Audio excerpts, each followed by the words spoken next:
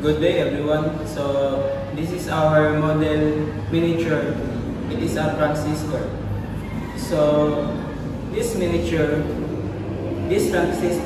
is a semiconductor device that acts as a switch or an amplifier for electronic signals and electrical power.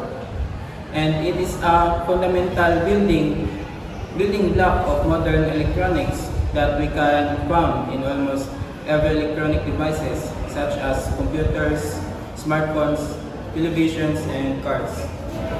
So this miniature is made of styrofoam, copper wire, and we just painted it based from the model and layered it. A transistor typically has three terminals. The first one, base. It controls the flow of the current between the other two terminals. The second one, collector. It collects the majority of the current. And the last one, emitter. It emits the majority of the current. So by applying a small voltage or current to the base, we can control as much larger current flowing between the collector and the emitter. This allows transistor to amplify signals, switch circuit.